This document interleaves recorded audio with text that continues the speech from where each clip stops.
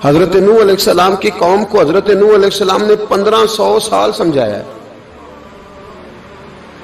15، کچھ لوگوں نے 950 سال لکھا ہے نا، اعلیٰ حضرت نے لکھا ہے 1500 سال عمر ہوئی حضرت نوح علیہ السلام کی. اللہ تعالیٰ بندے کو جلدی سزا نہیں دیتا، بلکہ قرآن مجید میں ایک جگہ رب کریم اس طرح بھی فرماتا ہے کہ جب بندے مجھے بھول جاتے ہیں تو میں ان کے لیے نعمتوں کے دروازے کھول دیتا ہوں. بندہ سمجھتا ہے کہ میں کچھ تو ہے نا کہ میرے اندر کہ میں جدھر جاتا ہوں خیر ہی خیر ہو جاتی ہے.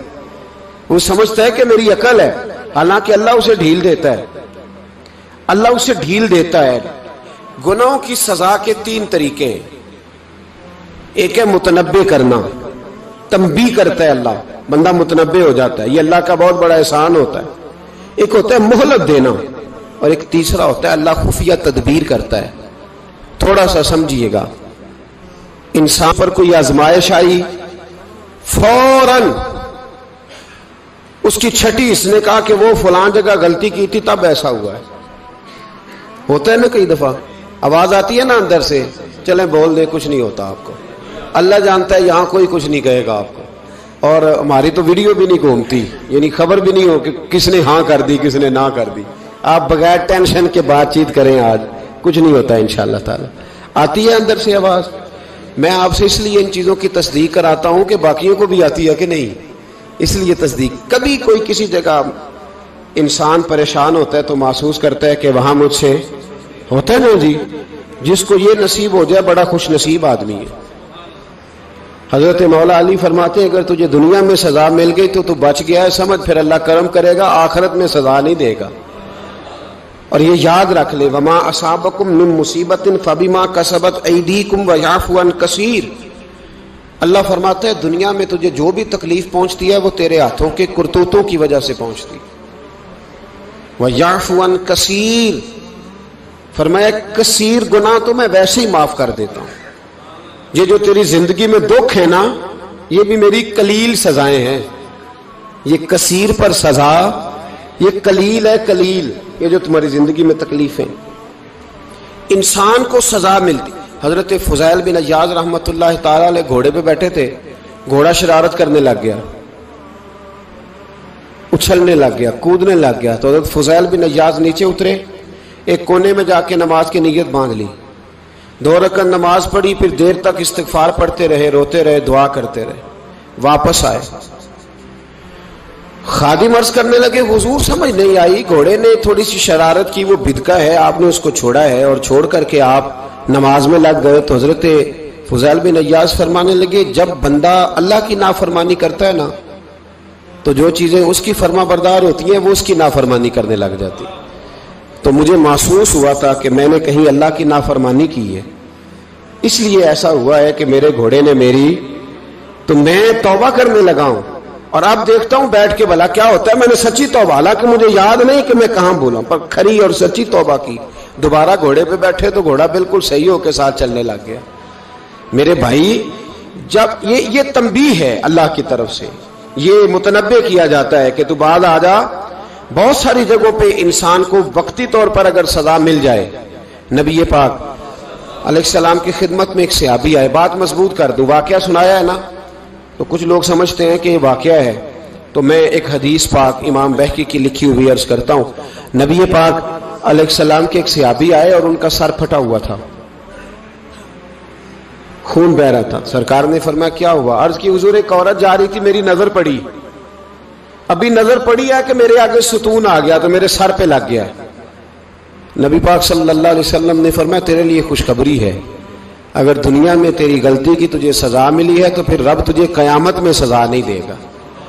پھر اللہ قیامت میں سزا، بعض گناہ ایسے ہیں جن کی یہاں بھی سزا ملے گی اور وہاں بھی ملے، لیکن میرے بھائی پہلی بات یہ ہے کہ اللہ تعالیٰ اس غلطی کی یہی سزا دے لے اور دعا فرمائے اللہ تبارک و تعالیٰ یہاں بھی معافی عطا فرمائے، وہاں بھی معافی عطا فرمائے، اللہ درگزر ہی فرمائے. لیکن میرے بھائی ایک تو یہ سزا، ایک سزا یہ ہوتی ہے کہ انسان جب گناہ کرنے لگتا ہے تو اللہ نعمتوں کے دروازے کھولتا ہے، مہلت دیتا ہے. 500 سال تک فرعون کو مہلت دی. کتنے؟ یہاں جو 5 سال حکومت کر لیتا ہے وہ کہتا ہے سب سے قابل میں ہی ہوں، مجھے مہلت جو ملی ہوئی ہے۔ 500 سال مہلت دی اللہ تعالیٰ نے۔ اور فرعون کی قوم پر پتہ عذاب کس طرح کے آئے تھے؟ ٹڈیاں مسلط کر دی اللہ نے۔ یہ گھومتی نہیں چھوٹی سی، ہم اپنی زبان میں اس کو کچھ لوگ مختلف ناموں سے یاد کرتے ہیں، کوئی مکڑی کہتا ہے، کوئی کچھ کہتا ہے، مسلط کر دی، جاتی نہیں۔ ان پر بنی اسرائیل کے ان مقابل جو فرعون کی قوم تھی ان پر الزام اس طرح کا عذاب آیا کہ مینڈک مسلط کر دی اللہ تعالیٰ۔ برتن کھولتے تھے اندر مینڈک نکلتا تھا، دنیا کی ہر دوائی استعمال کرتے تھے لیکن مینڈک نکل آتا تھا۔ تھوڑا سا سمجھا کریں چیزوں کو، ہمارے رنگ نہیں زیادہ گورے کہ ہم پر عذاب نہیں آتا۔ کوئی بہت زیادہ اللہ تعالیٰ معاف فرمائے دولت نہیں جمع کرا بیٹھے شاہی خزانے میں کہ ہم سے پوچھا نہیں جائے گا۔ یہ مہلت ہے، مہلت کو مہلت سمجھو۔ پھر جب پکڑ آتی ہے نا اللہ کریم کی، میں نے دیکھا ہے کروڑوں روپیہ، 6 اولادیں۔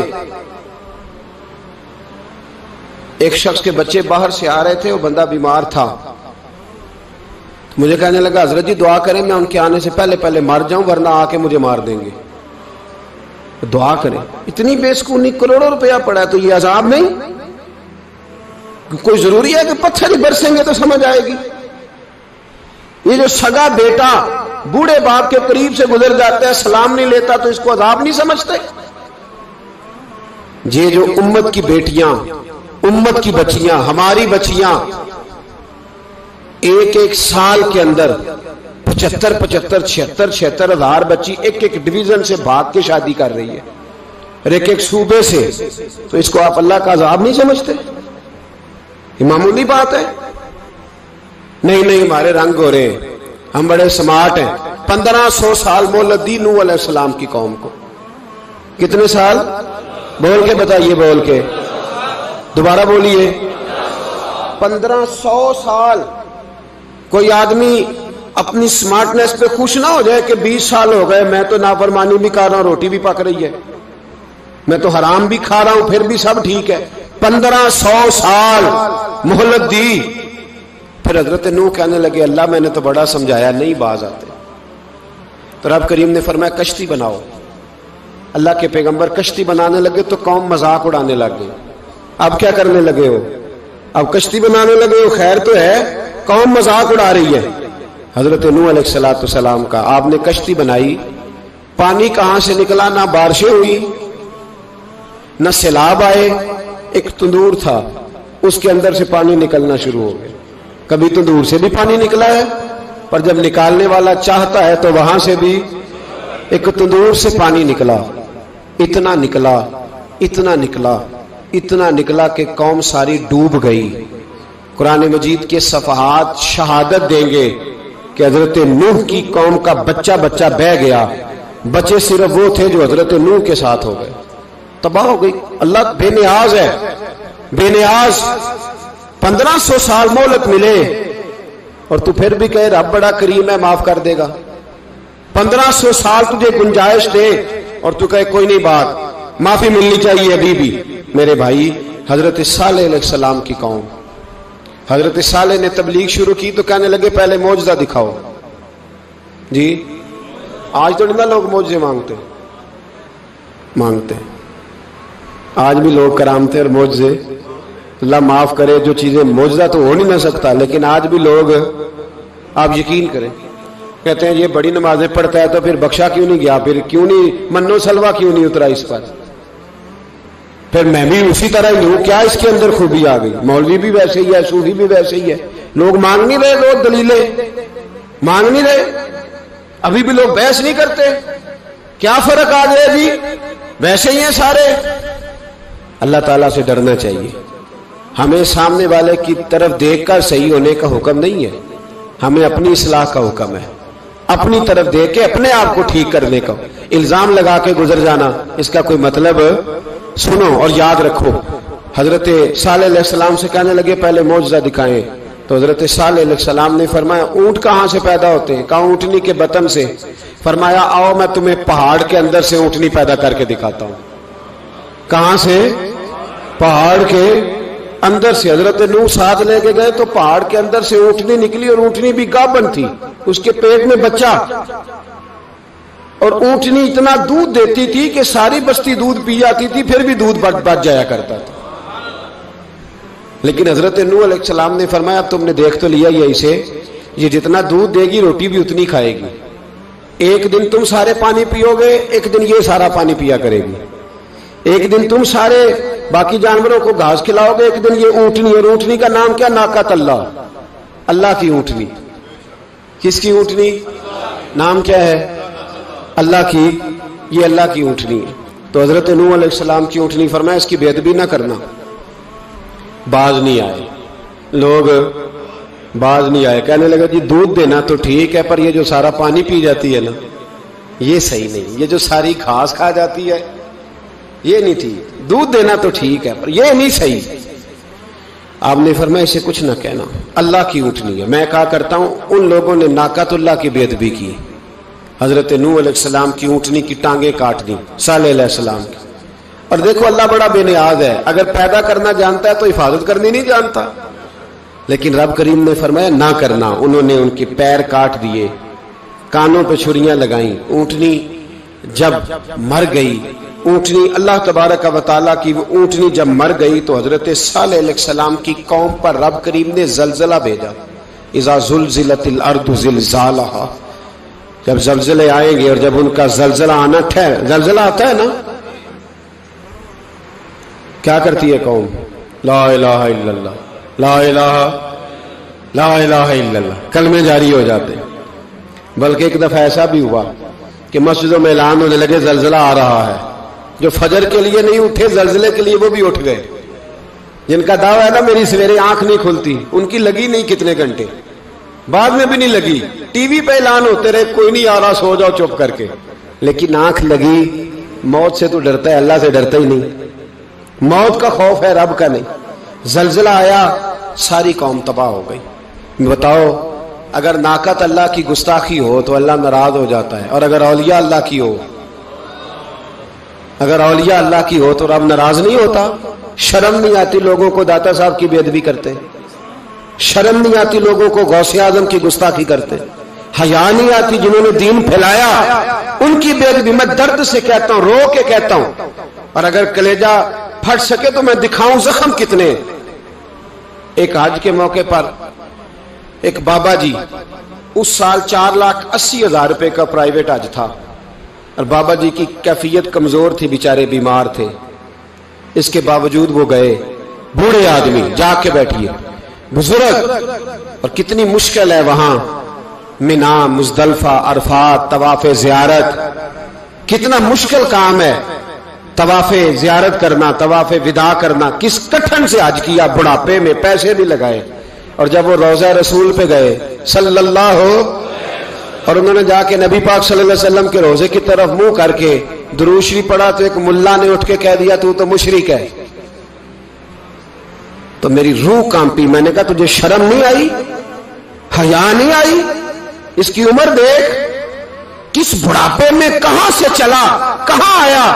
یہ مشرک ہوتا تو کسی مندر میں جاتا، یہ مشرک ہوتا تو کسی گرجے میں جاتا، یہ مشرک نہیں، یہ مومن ہے، اور یہ وہ والا مومن ہے جس کے سینے میں دل جب دھڑکتا ہے تو خالی دھڑکتا نہیں، ساتھ وہ محمد عربی پہ درود و سلام بھی پڑھتا ہے۔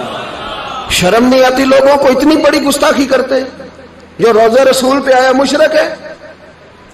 میں نے جو ایک مولوی کو صاف صاف کہا تھا، میں نے کہا اگر میں مشرک ہوں تو نکالو، مشرک کا داخلہ تو یہاں ویسے ہی منع ہے۔ شرم نہیں آتی؟ اپنی زبان کا ایک پاس کرو کچھ۔ اتنا ظلم، اتنی بڑی فرقہ واریت امت میں، اتنا امت کو تقسیم کرتے ہو، تمہیں شرم نہیں آتی؟ جہاں سے اتحاد کا پیغام دینا چاہیے وہاں سے تم لوگوں کو فرقے کا پیغام دیتے ہو، ایک مقصود فرقے کی تبلیغ کرتے ہو۔ خدا را، تو میں کہہ رہا ہوں ناقۃ اللہ کی بے ادبی پہ عذاب آتا ہے، تو اولیاء اللہ کی بے ادبی میں نہیں آتا؟ داتا صاحب ساری زندگی تبلیغ کرتے رہے، ایک آدمی نے اٹھ کے کہہ دیا جناب وہ تو شرک کا اڈا ہے، تو رب کریم ناراض نہیں ہوتا ان باتوں سے؟ ہمیں خیال کرنا چاہیے، اللہ سے ڈرنا چاہیے، ان چیزوں سے عذاب آتا ہے اور آ رہا ہے، اللہ تعالی ہمیں محفوظ فرمائے۔ اللہ ہمیں اس سے، قوم لوط پہ بھی عذاب آیا، ہم جنس پرستی، مرد مردوں سے بدکاری کرتے. حضرت نوح نے سمجھایا کہ یہ کام درست فطرت کے خلاف ہے، یہ کام درست نہیں. جب انسان یہ کام کرتا ہے تو زمین اور آسمان کانپتے ہیں. اب میں کیسے کھول کے بتاؤں، میرے پاس اعداد و شمار ہیں کہ پاکستان کے اندر اس کام کی کیفیت کیا ہے اور کس طرح کر کے لوگ، میں تو رونا روتا رہتا ہوں داڑھی کا.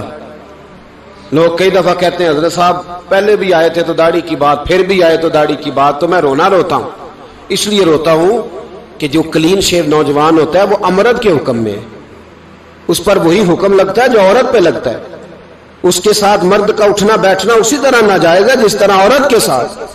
حضرت جنید بغدادی رحمت اللہ تعالی علیہ کے سامنے ایک شخص نے کہا وہ کتنا خوبصورت نوجوان جا رہا ہے، تو آپ فرمانے لگے تو حافظ قرآن نہیں؟ کہا ہاں. فرمانے لگے جا اپنے حفظ کی خیر بنا. وہ شخص کہتا ہے میں نے اس بغیر داڑھی والے کلین شیو نوجوان کو بری نظر سے دیکھا، مجھے قرآن پاک ہی بھول گیا، سارا قرآن پاک بھول. اور کتنے سال میں دعائیں کرتا رہا، بیت اللہ کے طواف کرتا رہا، میں یاد بھی کرتا تو نہیں ہوتا. کیسے اب تو ہمارا نعت کہاں بیوٹی پارلر سے ہو کے آتا ہے، ہم کسی اور کو کیا پیغام دیں. وہ پیغام، وہ نظام، وہ طریقہ کار جس کا حکم تھا شریعت میں. قوم لوط پر عذاب آیا. صحیح بیٹھتے ہوں گے بچے جو موٹر سائیکلوں پہ بیٹھتے ہیں. میں نے گجرانوالہ کی سڑکوں پہ بچوں کو، نوجوانوں کو جو تماشے کرتے سر عام دیکھا ہے تو مجھے ڈر لگتا ہے. اور کوئی روکنے والا نہیں، شغل ہو رہا ہے، ہنس رہے ہیں، اور سامنے عورتیں بھی ہیں، سب ہو رہا ہے. کتنی تکلیف کی بات. حضرت نوح کی قوم یہ کام کرتی تھی، قرآن پاک نے بیان کیا ہے. حضرت نوح نے سمجھایا، فرمایا رب کریم نے تمہیں اپنی خواہش پوری کرنے کے لیے جائز طریقہ عطا فرمایا، عورتوں سے نکاح کرو، اور اس نکاح کی برکت سے جو اللہ تمہیں اولاد دے گا اس کو اللہ تبارک و تعالیٰ تمہارے لیے باعث بخشش بھی فرمائے گا. لیکن جب قوم نہ مانی تو جو قوم میں لوط کا عمل کرے اس کا علاج قرآن نے بیان فرمایا کہ آسمان سے پتھر برسیں گے. پھر پتھر برسے اور جن کے بڑے بڑے اچھے دماغ تھے ان کے دماغ چکنا چور کر دیے گئے، تباہ کر دیے گئے، ان کے دماغ زمین پر بچھاڑ دیا گیا. اللہ مہلت دیتا ہے لیکن اس کا مطلب یہ نہیں کہ انسان توبہ ہی نہ کرے. حضرت شعیب علیہ السلام کی قوم پر بھی عذاب آیا، اس لیے کہ بددیانتی کرتی تھی، ناپ تول میں کمی کرتی تھی. میں نے کہا تھا شب قدر کی رات کہ یہ کوئی تماشا ہے کہ شب رات آئی تو ساری رات روتے رہے یا اللہ معاف کر دے، یا اللہ معاف کر دے، رو رو کے چیخے مار مار روئے. شب قدر آئی تو پھر چیخے ماری، ساری رات روئے.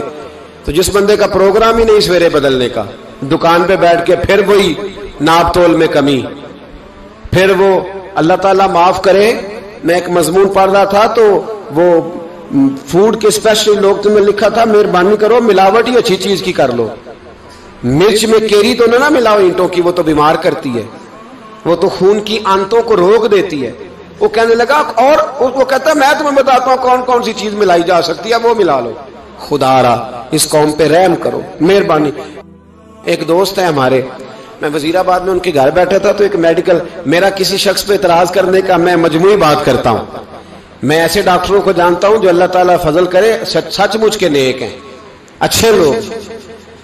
تو بچے کا میڈیکل سٹور ہے تو والد بیمار ہو گیا تو کہتا ہے ابا جی ڈاکٹر صاحب نے کہا آپ کو ڈرپ لگنی ہے. تو سگے باپ کو ڈرپ لگانے لگا تو باپ کیا کہتا ہے پتر تیری مہربانی مینوں کوئی اصلی لائی، وہ نہ لائیں جڑی لوکاں نو لانا ہے. اب وہ پیار سے سنا رہا ہے بات. میں نے اسے کہا کہ یہ تو ڈوب مرنے کا مقام ہے نا، ڈوب مرنے کا مقام، کہ جس ملک کے اندر دوائی بھی صحیح نہ بکے، اصلی نہ ملے دوائی بھی، اور پھر وہ قوم کہے کہ ہم نے تو پورے روزے رکھے، ہم نے تو بڑا صدقہ اور خیرات کیا، دوائی بھی اصل نہ ملے. جناب شعیب علیہ السلام کی قوم ناپ تول میں کمی کرتی تھی تو اللہ تبارک و تعالیٰ نے ان پر بتا عذاب کس طرح کا بھیجا. شدید گرمی ہوئی، اللہ ہمیں محفوظ فرمائے. سارے آمین کہہ دیا. دیکھیں کتنا اچھا موسم کر دیا رب کریم. اللہ ہمیں محفوظ فرمائے، اللہ رحمت فرمائے. شدید گرمی کی لہر آئی، باہر اتنی گرمی ہوئی کہ لوگ اپنے گھروں میں گھس گئے. جس طرح سورج کی شعاعیں گھروں کے اندر داخل ہو جاتی، اس طرح گرمی کی لہر اندر داخل ہوئی. اور جس طرح کسی کو آگ لگ جائے تو وہ آدمی اچھلتا کودتا ہے نا، اس طرح یہ لوگ اچھلنے لگے اور اچھل کود کے مر گئے۔ جرم کیا تھا؟ ناپ تول میں کمی کرتے۔ حضرت داؤد کی قوم بھی تباہ ہوئی۔ جرم کیا تھا؟ ہفتے والے دن مچھلیاں نہیں پکڑنی تو یہ پکڑتے تھے۔ حکم ہے نا مسلمان کو نماز کے ٹائم کوئی اور کام نہیں کرنا، نماز پڑھنی ہے۔ میرا خیال ہے مسلمان تو فٹافٹ آ جاتے ہیں، سارے ہی پہنچ جاتے ہیں نا مسجدوں میں۔ ہلکا ہلکا بول رہے ہیں آپ، کیوں نہیں پہنچتے؟